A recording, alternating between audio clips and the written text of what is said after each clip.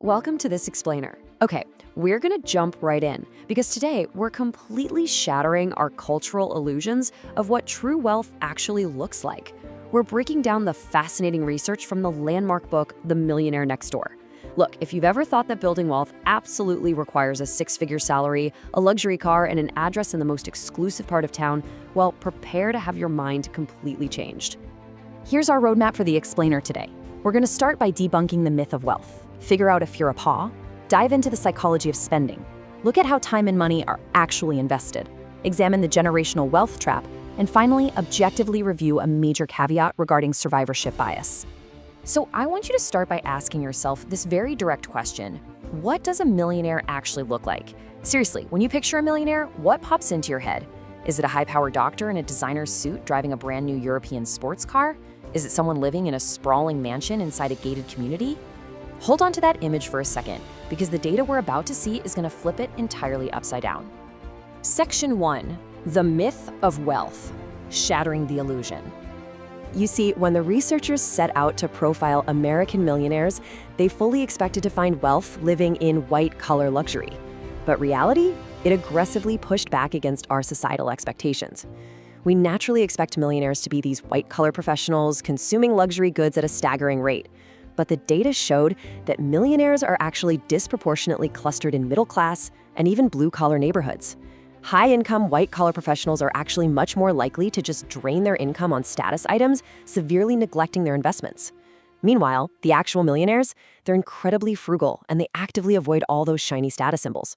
Of the 7 common traits shared by the wealthy, the absolute number 1 is this: they live below their means. I know, it sounds incredibly simple, right? But it is literally the definitive dividing line between those who simply earn a lot of money and those who actually accumulate true wealth. Section 2. Are you a paw? The wealth equation. Okay, to understand this framework, we really have to compare 2 completely different types of financial behaviors. First up, we have the UAW, the under-accumulator of wealth. This is someone with a dangerously low net worth relative to their income, mostly because their absolute primary focus is on consumption, not saving.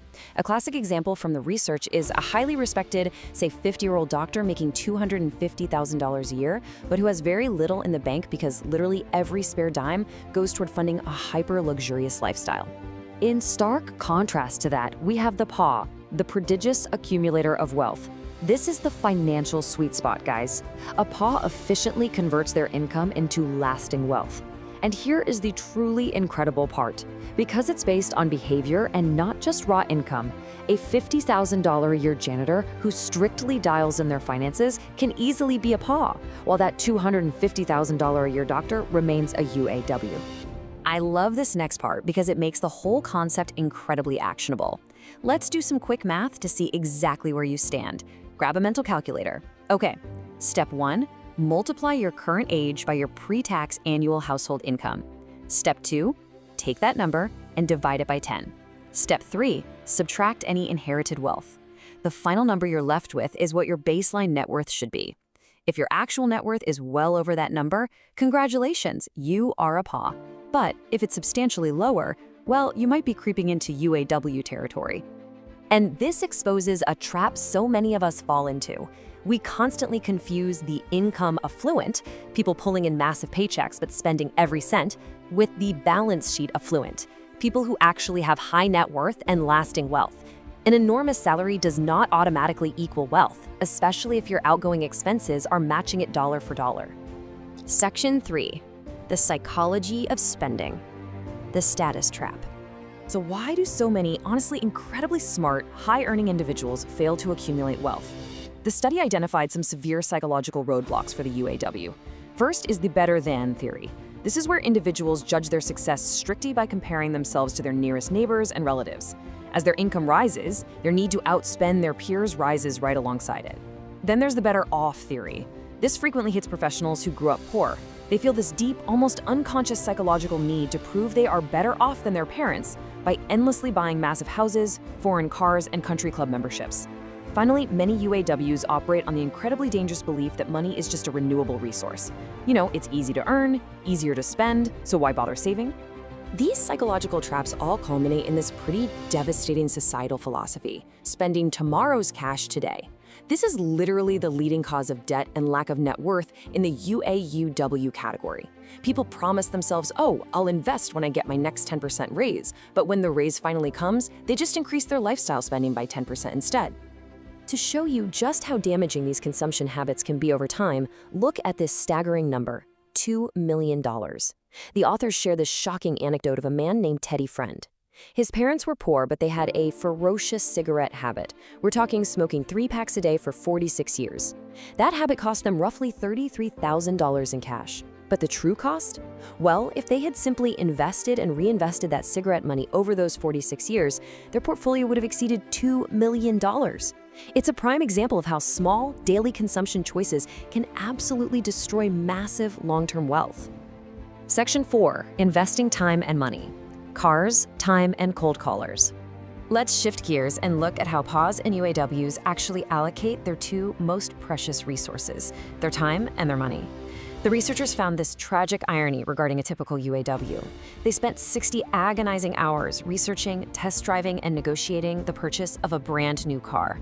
A car is an asset notorious for instantly depreciating in value. Imagine taking 60 hours of your life to hyper-optimize something that is absolutely guaranteed to lose you money, all while completely neglecting your actual wealth generation. And there is a stark difference in priorities when it comes to time. Look at the hours dedicated to evaluating investment portfolios. UAWs spend a meager 55 hours a year managing their investments, usually citing excuses like, oh, I just don't have the time. Meanwhile, prodigious accumulators of wealth spend a massive 324 hours a year evaluating their investments. That is an 83% difference. PAWs don't waste 60 hours buying a depreciating car. They spend that time building their financial independence.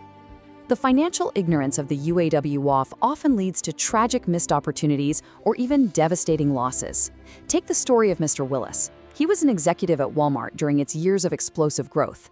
Despite actually working there and understanding the company inside out, he was too paralyzed by perceived investment risk to buy even a single share of stock, missing out on massive, generational wealth. Conversely, because UAWs often don't educate themselves, they are frequently the victims of cold-calling brokers who swindle high-income doctors and lawyers into really terrible investments.